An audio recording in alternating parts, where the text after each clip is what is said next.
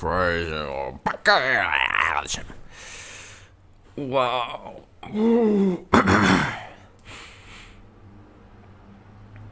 It's all part of the game. Ay, ay, ay, ay, ay, ay, ay. So much tightness. Oh yeah, that one. Okay. What is wisdom?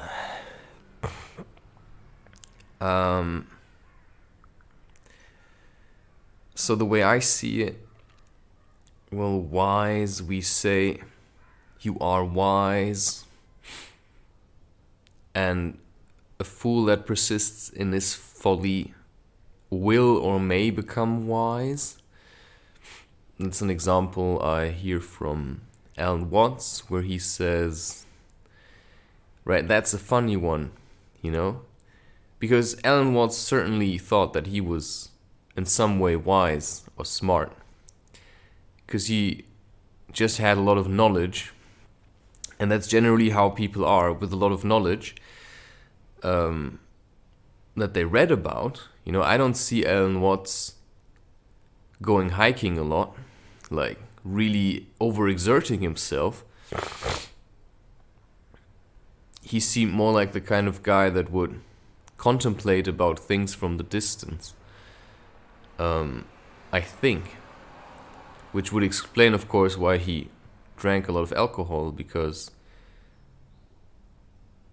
you know, I don't know him. He still did great work, but, you know, in order to drink alcohol, you have to have a kind of mindset that brings you there. So, you know, some people, you may say, you know, they're wise or something, so they have a lot of knowledge, and you can go to them for advice. But, you know, sometimes there's a lot of wisdom in deeds as well.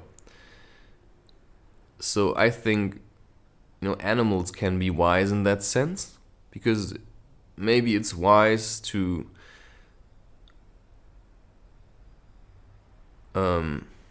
just learn from your choices. I specifically refrain from saying mistakes because it's not, right, a choice that you think ended badly is then a mistake for you. But that keeps you from learning the lesson from that mistake, and that keeps you from becoming wise or from gathering wisdom. Because in that sense, wisdom to me are just lessons. So if we look at the word, maybe we can find something in there that reveals to us some kind of hidden meaning.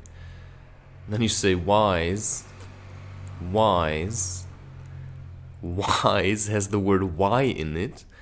So maybe you become wise because you're asking a lot of question from, you know, lots of whys. You know, why is the world like that? But the thing is, you know, it certainly did help me to understand, for instance, you know, why do I smoke so much cannabis? Why am I so unhappy? But some questions there's probably questions that can keep you really hooked for a long time, and they don't really have a lot of meaning for you specifically. So you could ask yourself, why is the world round? But the thing is, we don't know if it is round, because all the pictures we see from that kind of round global Earth out of space, to my mind, are all fake. And if they could fake a moon landing in the 60s or something, then they sure as hell can fake all kinds of things nowadays. And I even believe that, you know, whatever footage they may have, or that the Hubble telescope is just like, you know, it's just all fake. It's just all rendered on a computer. It's just like a computer system that probably works with calculations or something. I don't know what these people see out there. You know, I just see a sky with stars, but my life is here on the planet. And that's why, or, you know, planet doesn't mean that it's round or flat, But that's the one thing. The example Alan Watts brought was, somebody who believes in the flat earth. Well, to get him to accept that he's wrong, you would just have to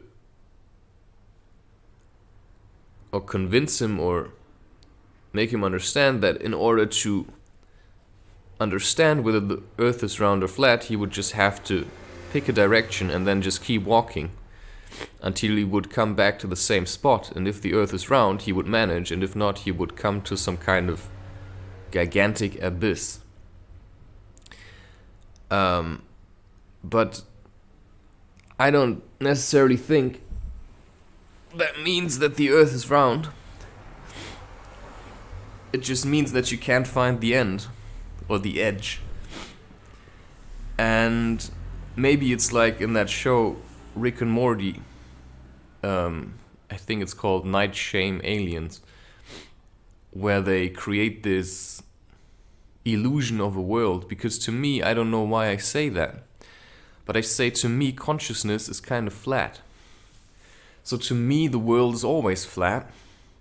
There's an up, there's a down, and sure, there's like sides around me, but I don't see the world evolving around some core of Earth, because in that sense the world is evolving around me, and I have to deal with the things that come into my periphery.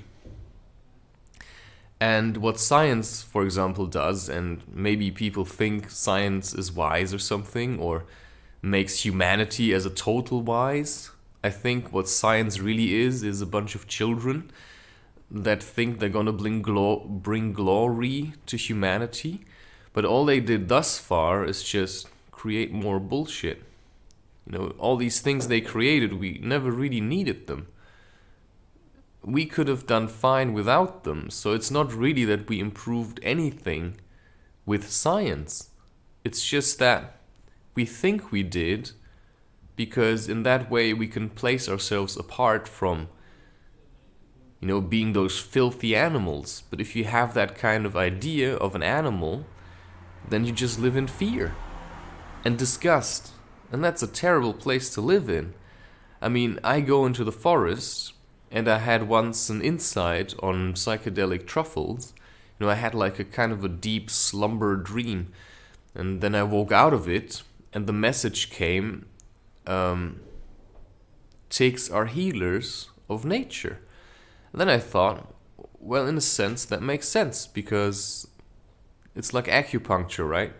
They go to specific places, because if a tick is on your body, the tick doesn't just bite anywhere. It always walks to a specific spot. And I believe today that it's actually detoxifying the system, or going to meridians, which are like energetic points in your body, and frees them from like toxins. That's like acupuncture, right? And that's the same with mosquitoes. It's just that people are so afraid of dying, that they kill all these animals. I mean, what happened to all the lynx, for instance, in Germany? They were all shot because to them the lynx is a vicious beast. But only fear sees things as vicious beasts. Right? Only fear sees things as assholes. And that's why, in that sense, yeah, sure, when I hear Jim Carrey say, well, it's a choice between fear and love, and in that sense it's absolutely true. But for me, love is just too much bliss, because I'm still living in a world that is governed by fear. So if I just step into love, I can't really, I just start hating people. Because if I really want to love, only love, there's always a place in me that will start hating people that are afraid. And so what is wisdom? Wisdom is probably a set of experiences that brought you a set of lots of insights that help you to stay centered in yourself that you don't feel like you have to meddle, but you play your part in that sense. You see what you can do and you do it when the time comes to do it. So to me, what wisdom really is actually patience. Patience and the ability to observe. And that doesn't mean you just sit around doing nothing. I mean, you don't have to be like, I don't know, some kind of Indian guru that just has a bunch of people serving him. No, you can still engage with people, but you do so, a little bit more like sat back, a little bit more relaxed. Like you don't have to judge anyone, because it doesn't matter whether anybody judges you or not, because you know how you feel about yourself. And that to me is also wisdom. The realization that, instead of trying to change the world, you change yourself, and then the world changes alongside it. Because your perspective on the world changes when your perspective on yourself changes. Because if you see yourself as a part of the whole, suddenly the whole becomes a lot more manageable. But also you give up responsibility for the way it's been going, because it's not your fault that things are the way things are. You just came into life and you had to deal with like a certain constellation on your chessboard or a certain set of cards, and the wisdom is to give up control on how these cards are lying, but to just position yourself in a way that allows you to just keep going. And in that sense, I really hate chess. The game, it's not that, I'm just bad at it. It's just, I actually don't want to be good at it. Because if I'm good at it, what does it mean? I have to kill the other person. But I don't want to see like black and white as a fight, I would rather see it as a dance. Like intermingling and just avoiding each other. And, that's how I am. When I play chess, I really, I don't really want to kill the other guy. I just want to kill the other guy because the other guy wants to kill me. And that fucking makes me angry. And then I start getting angry at the guy. That's what chess has taught me. And then I see other people playing chess, and all they do is just, they want to take me out. And I don't really like that. And that's the same. I really tried playing games like, like these, where you have soldiers, like strategy games on the computer where you command, you have to raise a village. You have 2 or 3 villagers, and then you have to raise a village and build buildings, and then the goal is, to kill your opponent as fast as possible, to just destroy everything he's trying to build. And I was never good at any of that, because all I wanted to focus on was to build my own village. But then, as soon as I got things going, because I also wanted to take my time to build my village, the other guy came and attacked me. So, there was a set of choices I could make. One of them was, I play both sides, of course. The other one would be, I play none at all.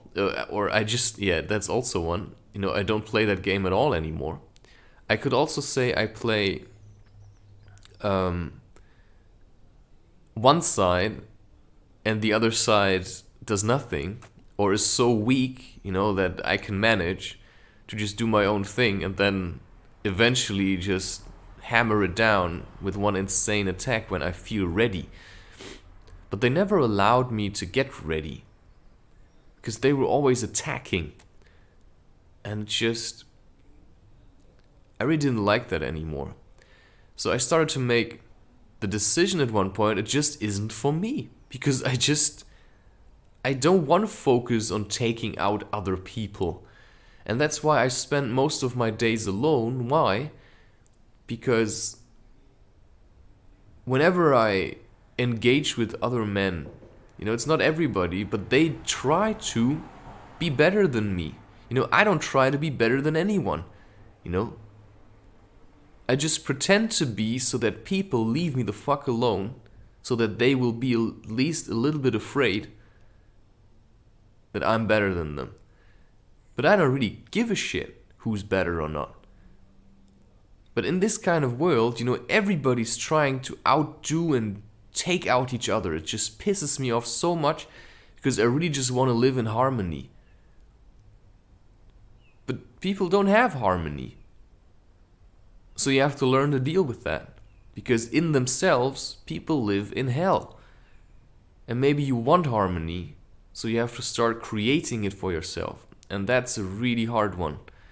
Because people will try to take it away from you. So you have to set very firm boundaries. And generally what I found is that silence silences most people and most quarrels.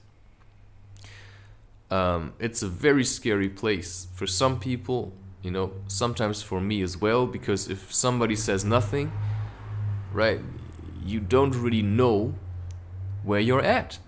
Because they say nothing. What does that mean? Just, what does it mean? Well, you probably have to look them in the eyes once, and then you'll find out. But it's a difficult one.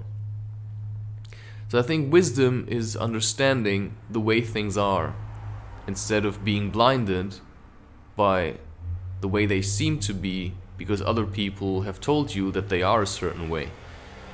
And so, yeah, sure, if I believe the world is round, I can just cling to it because science says so. But to me, the idea of a flat earth is just much more appealing. And to me, it just makes much more sense. For some reason, I don't know why. So yeah, sure, I could say now I'm a fool, and to prove to myself that the earth is flat or round, right? I could try that experiment and just keep walking and see if I fall off the earth. But why would I waste so much time to find out something that actually doesn't matter? Because I don't care if I live in the eye of a giant, if the earth is round or flat. I really don't give a shit. And that to me is also wisdom, to just let go of knowing, right? This obsession of knowing. I have to know if the earth is round or flat. I don't fucking care. That to me is simply wisdom. To let go of certain things. And that's why, if some people treat me with silence, how can I deal with that? Well, I just treat them the same way. And if they're honest about it, and if they're really as badass as they want to be, well, then they will maintain the silence. But if they realize through your silence that it actually scares them to not have you in their life, they're gonna reach out. Well, that's a tough lesson. Because first of all, you have to work through your fear of losing them. And I have it many times now. There's like somebody I played chess with, and it kind of annoyed me that he would say things like, oh, maybe you should practice a bit more. Why do you have to say that? That's like looking down on me. I know that myself, but maybe I just don't want to play the game at all anymore.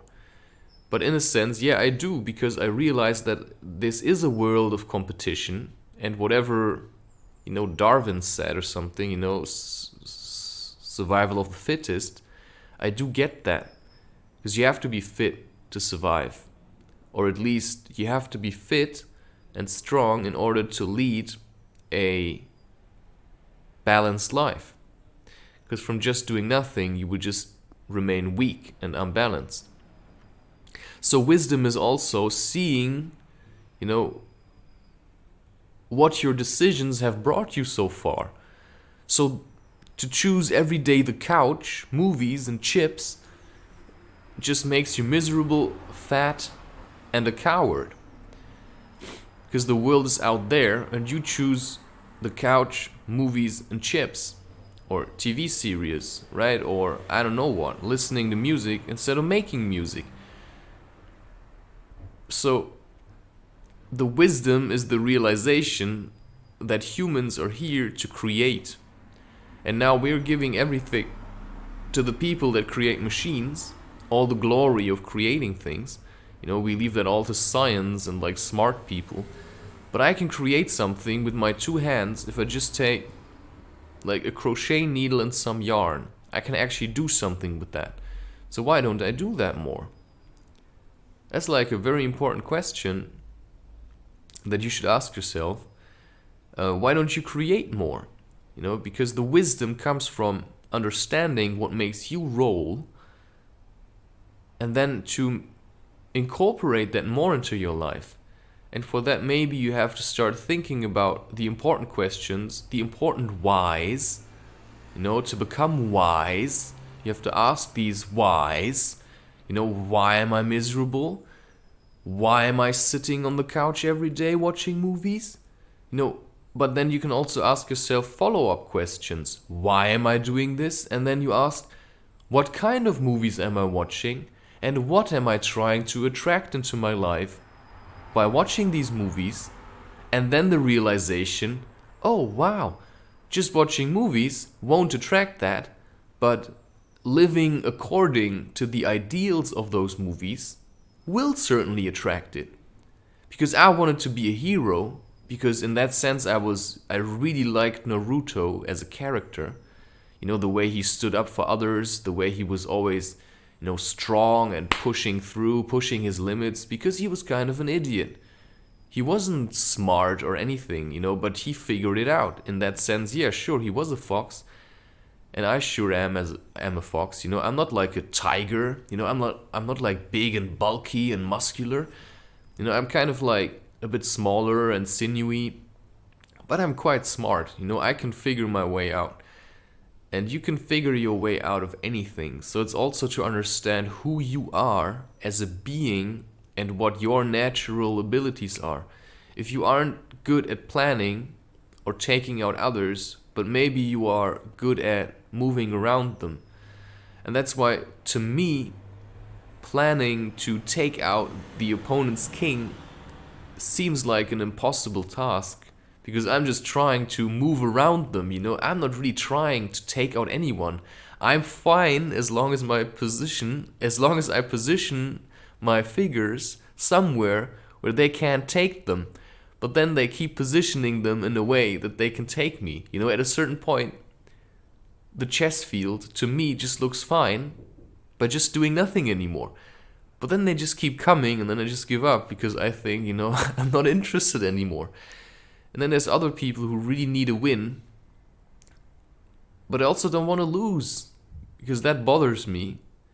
So I just stop moving. And then you stop the game.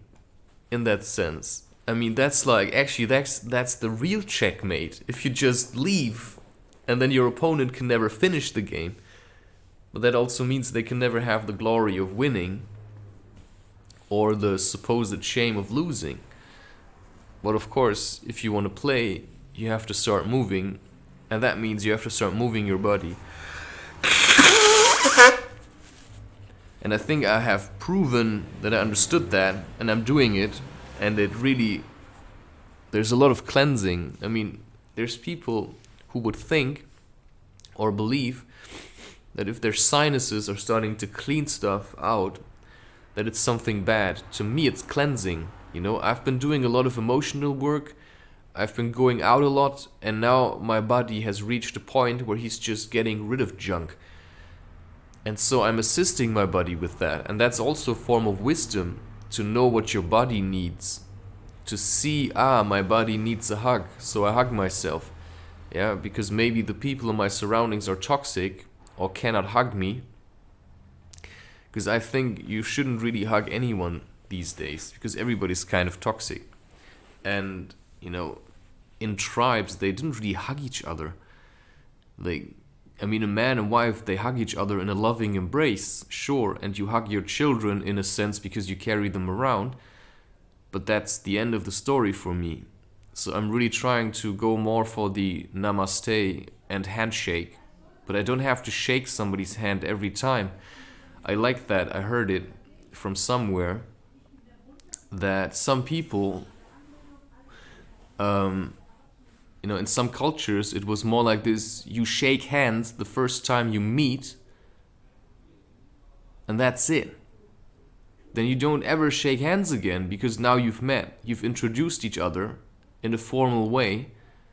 Yeah, you exchanged hands, and that's it. No more handshaking. And I can really relate to that, and that's also something that I would say wisdom is to me. It's to be open to any possibility, which is, whoa, wait, I actually have the option to choose a form of greeting that I like. Because some people, they're so oppressive with wanting to hug you. It's disgusting. It's really like they've been waiting all day just to hug someone, and then you come along, and then they run to you. To keep these people away from you takes a lot of effort. And usually what helps is like holding your hands together to just show them, I'm not gonna hug you. And if that doesn't work, you can always hold out your hand in a kind of a stop sign. And then they just have to stay away. And a place where I picked that up was also from Tim Burton's Wednesday, because that character played by the character Wednesday, she doesn't like to hug very much. It doesn't actually matter who plays her. It's just a script, and somebody's following along the lines of the script. So in general, I think that's, there's wisdom to be found if you adjust your choices to the consequences you're trying to create, but you don't overly cling too much to it. But after a while, I think you should try and figure out what is causing your dilemma and what is causing you to complain every day. Because ultimately, it's you who's causing you to complain every day. Because of your choices, you just have to learn from that. And that, to me, is wisdom.